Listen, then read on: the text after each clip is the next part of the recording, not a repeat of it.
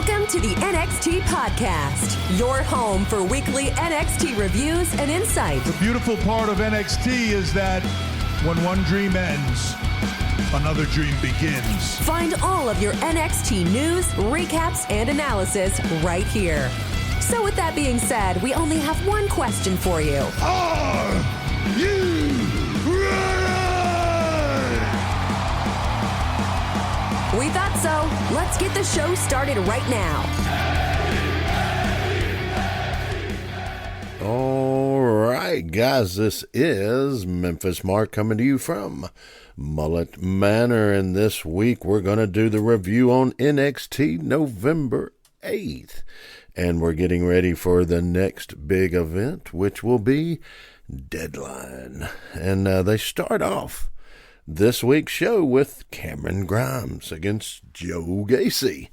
And, you know, he's got Dyad and Ava Rain and everybody out there. And, well, this is always going to be a good match. And they said this was the final match. So we'll see. But Cameron comes out hot, man. He got big kicks, and he's really selling good, man. And Gacy comes out with some like a modified hip toss and just, man, good strikes. And man, I just was impressed with both of the guys. You know, Cameron, of course, is very good, and he's a little HBK type-ish, you know. He's kind of got that. Well, you know what? Gacy today, you know, he had a little Dean Malenko in him, you know. I'm not sure if anybody trained who or what's going on there.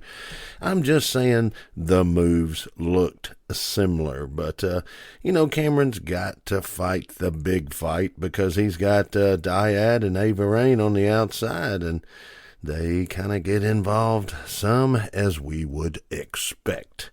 But all in all, the match was good and fairly clean, you know. Man, I got to say, Gacy looks like he's dropped a little weight, too, and he's getting toned up. But, man, Gacy was doing just, even when he did a headlock, it was like an old-fashioned, just a grit just tearing into it. And, you know, I have to say, one other thing about Cameron I have to really commend is the fact that he gets to the top rope. All right, I'm kind of getting a little tired of some of the people that it takes so long to get up there. Don't go to the top rope until you're comfortable. Just my humble opinion. But, of course, Cameron wants to take it to the moon, and at a couple times he looks like he's going to do that. But there was a time he was going to go out to the outside and jump on Gacy, and Dyad blocks him. And so it's kind of that, you know, back and forth. But I said the match is good, man. Great kicks, great strikes. You know, the two guys in the ring were working. But in the end, it's going to come down to Cameron trying to take it home, man. It looks like he's going to make it. You know, he's taken a butt whooping, but it looks like he's going to take it.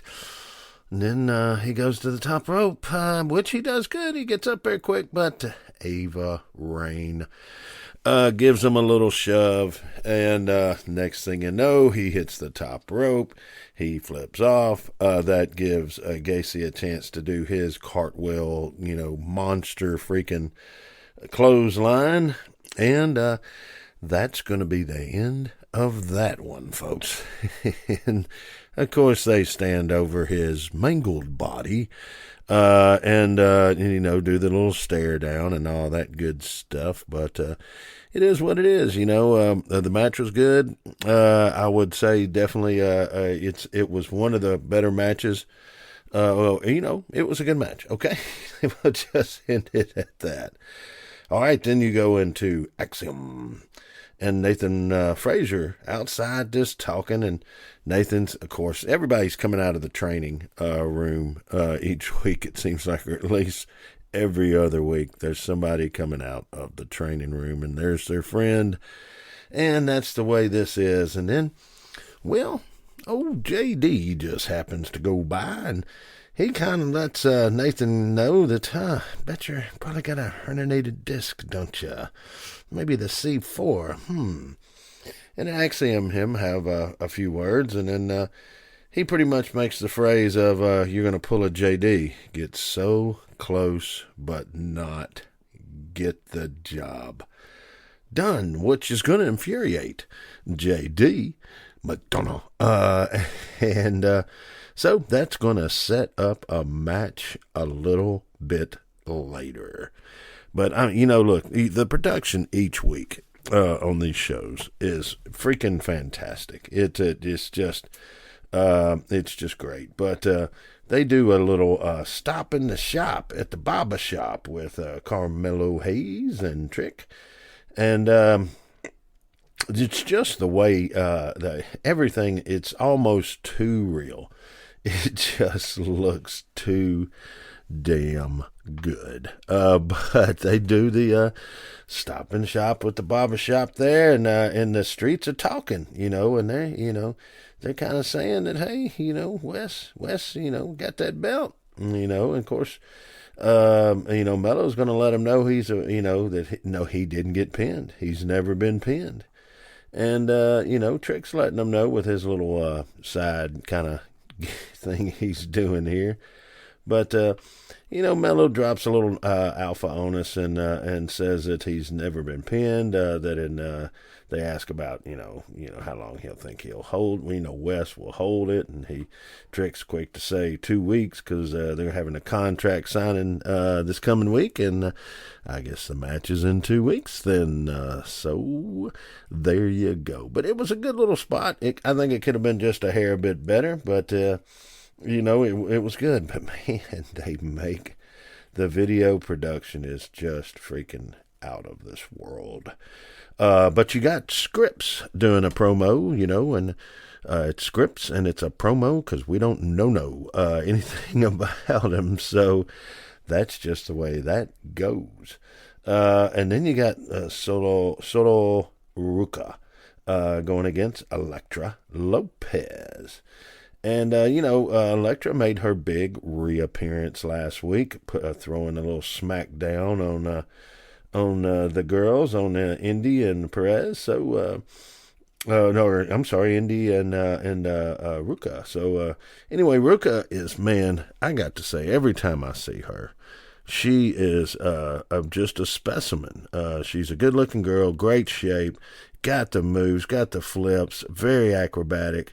It just fits. I can see, and they're saying this is her third match. I know, but still, the girl is very, very good. And Elektra, she kind of missed a kick in a little bit, but she had a good clothesline. She had some good knees to the back. She's good. She needs ring time. That's all it is. She just needs ring time. And I'm guessing the same way with Miss Ruka, but man, she just if this is her young development, then the sky's the limit. And Elektra, they're going to build her up. She's got the look. She's got the mic skills. She just has to get in that ring some more. So she wins the match with, I think they called it the electric shock. Something like that, an electric shock move.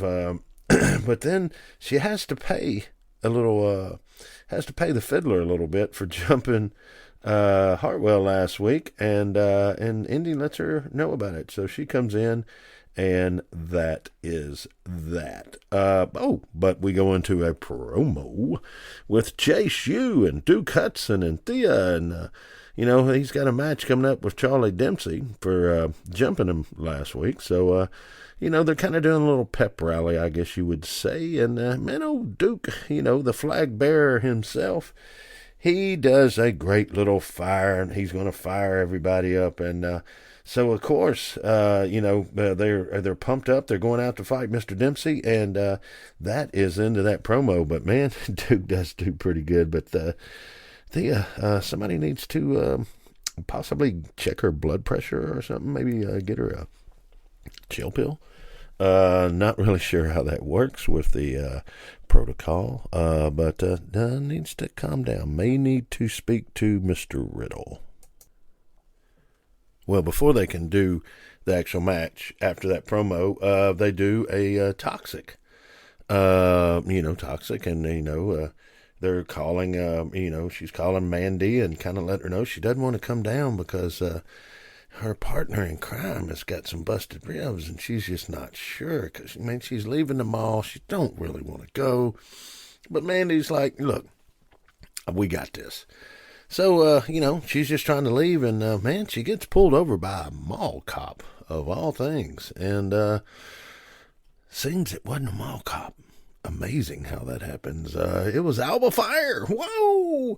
And, of course, she comes into, after a couple of poof, pow, bonk, and Miss Fire comes into camera view and lets Mandy know she's next. So we're going to go into Charlie Dempsey and Chase U. And Mr. Chase, Dempsey didn't quite make it very long at Chase U University, and so they're going to have a little match to solve their problems. But, man, I got to say, Mr. Dempsey is old school.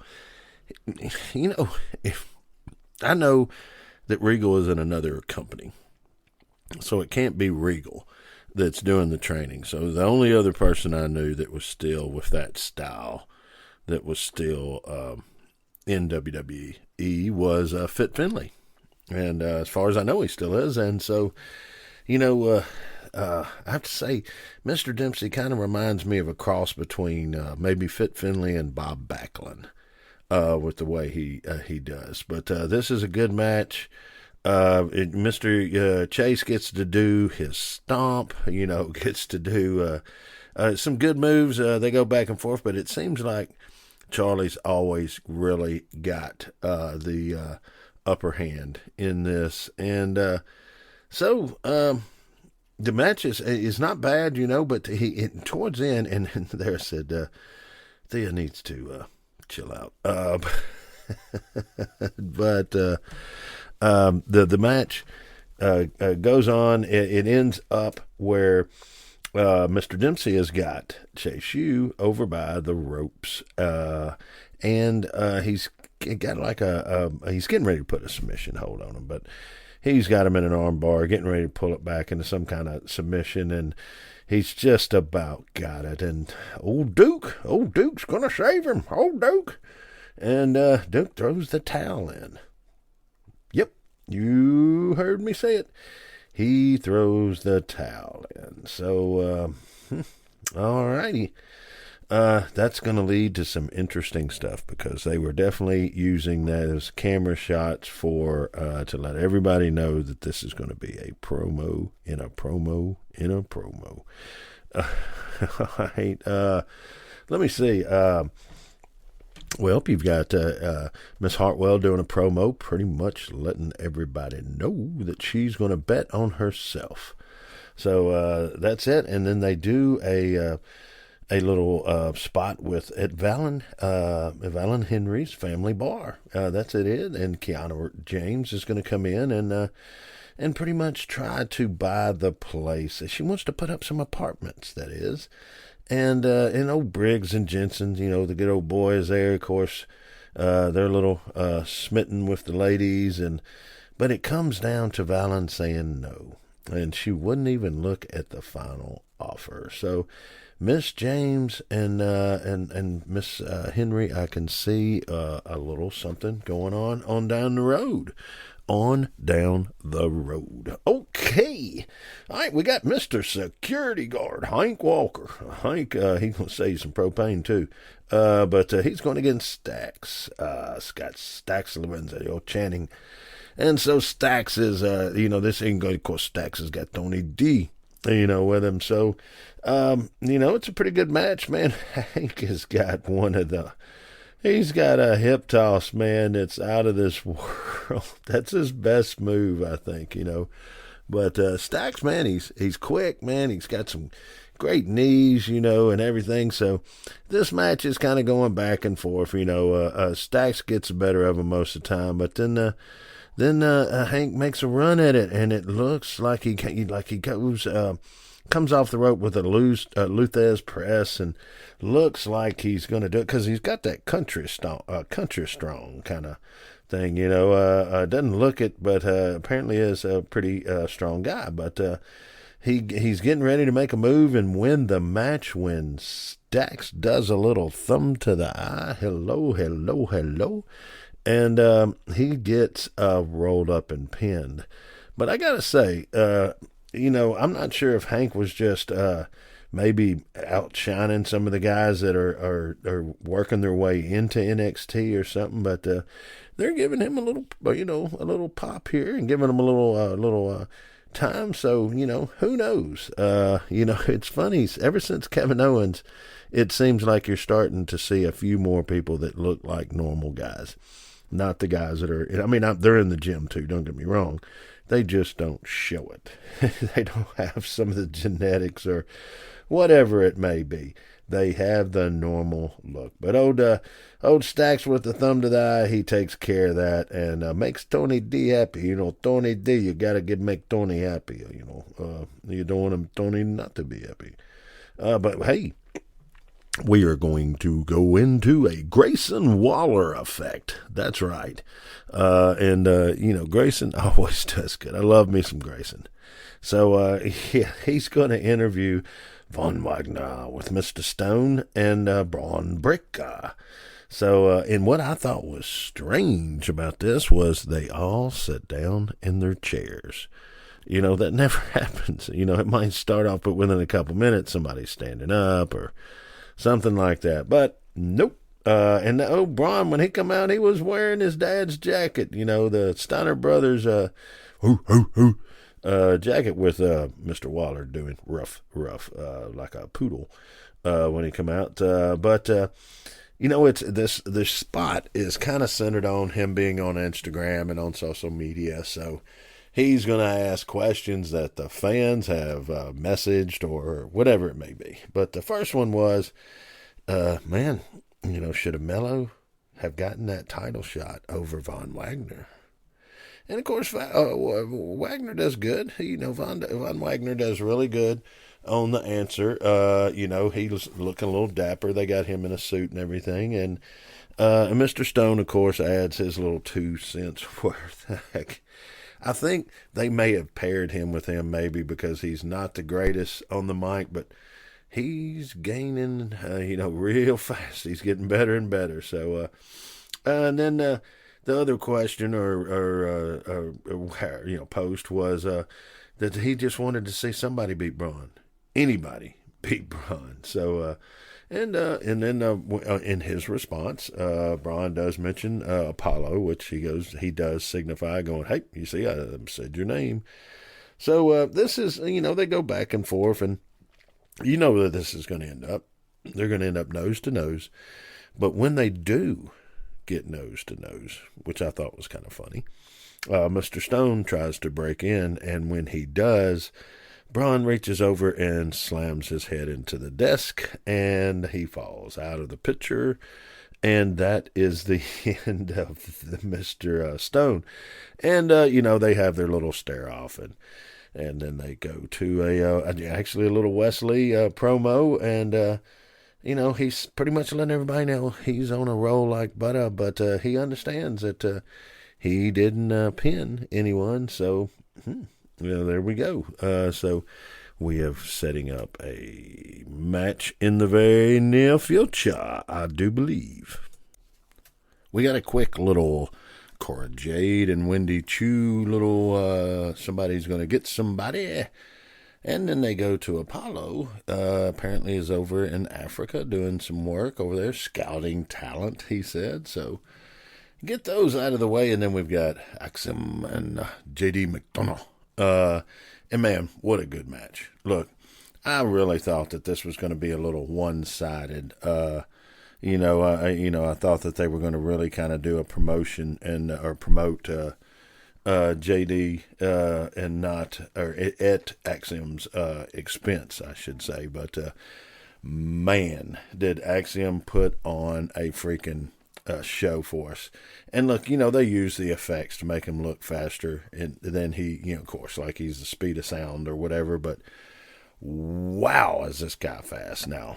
The match itself, man, great match. Man, you can go to about halfway through the match, and it's tit for tat. It's back and forth. It is some freaking great match wrestling, some rope wrestling, it's a little of every single thing.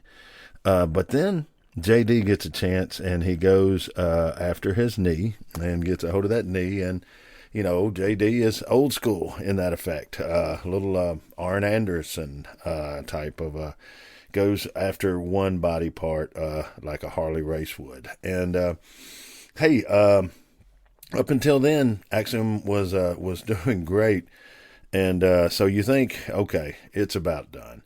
But they go into some submission moves where like Axiom's trying to hold on. And, man, one of the times he jumps, I believe it was from the ropes onto him. Good gosh, it looked like they had him in fast mode. It's just, he's remarkable, the quickness. I was amazed. JD is JD McDonough. And he's great, but whoa, was I surprised at Axiom in this match, man. He showed up and showed out. Everything's going good in this match. It's back and forth.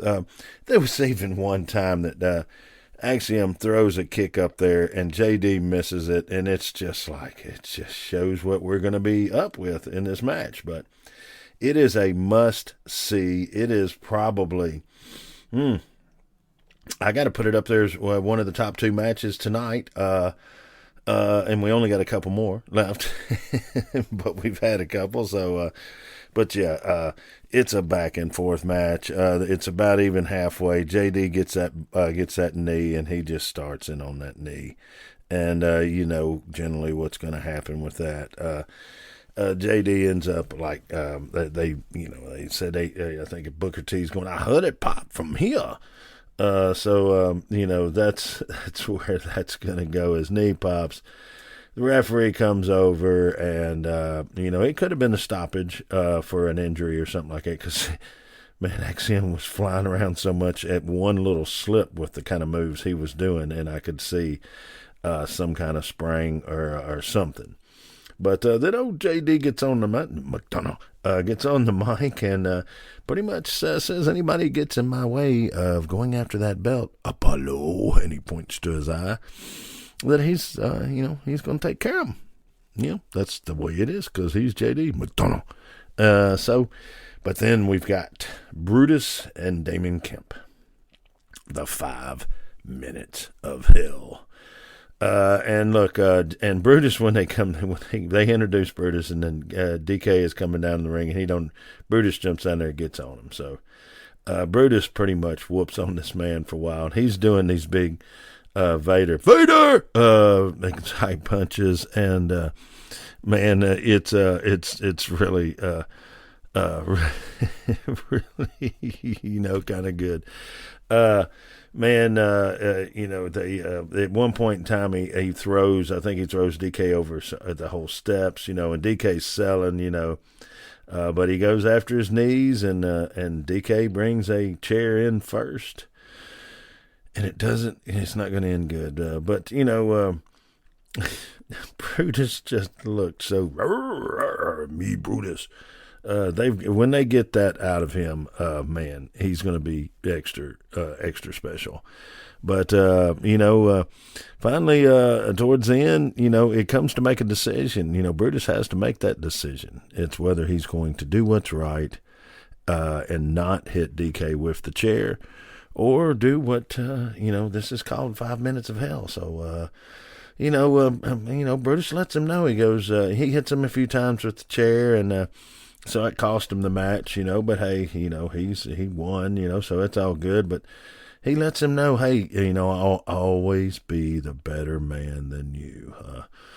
But then he gets the chair back and he goes, but not tonight, because the crowd was going crazy calling for chair shots. So that was all good. So he gets his revenge, but in the Muffet skybox there's Veer and Sunga watching on. So whenever you've got Veer and Sunga watching you, it's not good. So apparently we're going to have a upcoming match. All right, so this is going to lead into the main event. And man, oh man, it's Lyons and Stark against Chance and Carter. And look, I've been calling Chance and Carter like the Rock and Roll Express. Well, in this match for a while there, Lyons and Stark looked a little bit like Midnight Express, a little bit like Tully Blanchard and Arn Anderson. First of all, I gotta give Miss Lyons all the credit in the world. When she comes out and does her little Ninja Turtle stance, those punches that she's throwing are fast and furious. I mean, she is. Look, man, she knock a sucker out, man. She's throwing heavy lead there. And, Starks, she's, built like just a solid piece of, wood. She's just as tough as can be.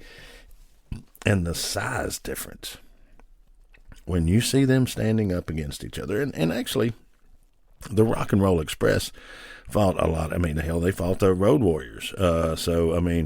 It's not unheard of, and it's some of the best matches actually in history are the small guy against the bigger guy. But there's several times that Stark or Lyons just throw these ladies like 3 feet or 4 feet.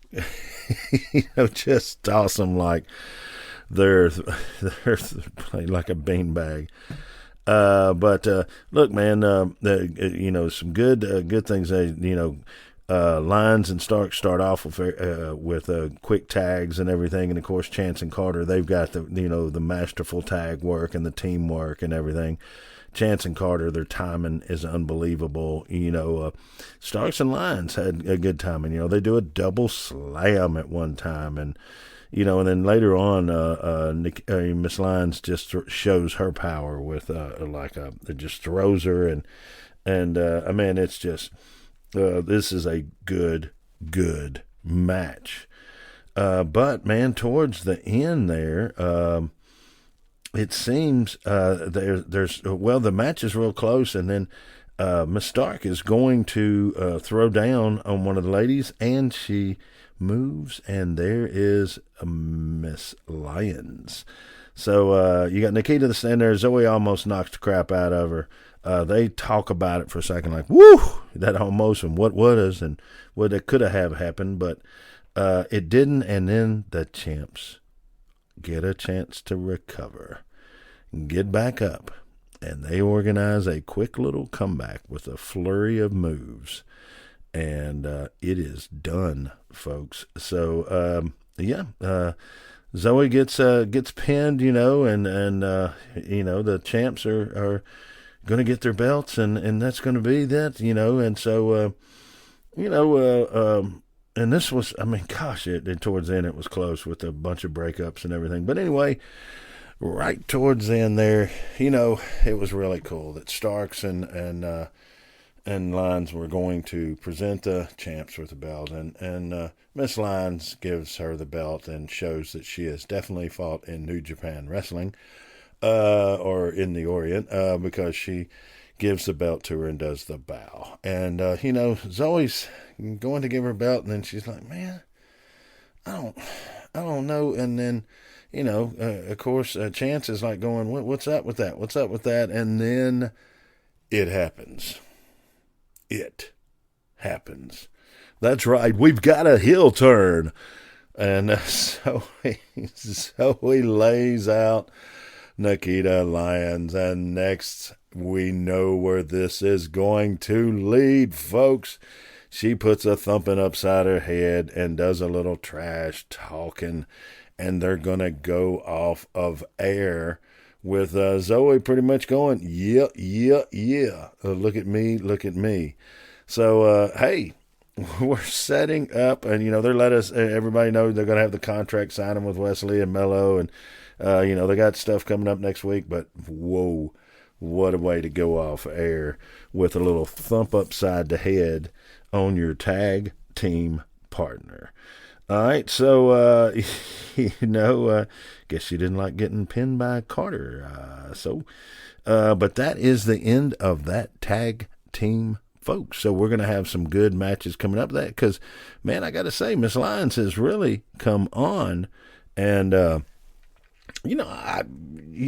could be a really, really good little series of matches. Say what you will, say what you won't, but that might work. All right. Well, let me see here. I think we got through everything. Yes, we did. So I guess we can kind of wrap this on up so I can send it on off to the boss man up there in upstate New York, and he can review it and make sure I didn't say, or no, I'm not going to do the fakes. But he can check us all out for make sure we dotted our I's and crossed our T's. And but anyway, guys, we're going to end this week's review of NXT.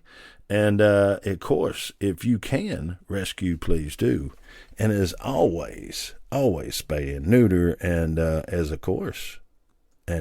course, I should say, this is Miss...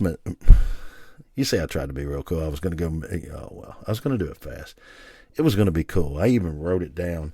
Do it fast and do it cool, because I've been watching or listening to some old NWA interviews with Dusty Rhodes and Ric Flair. And I was going to be really cool. It was going to be cool. But it's not cool now because I'm explaining it. So this is Memphis Mark, and I'm out.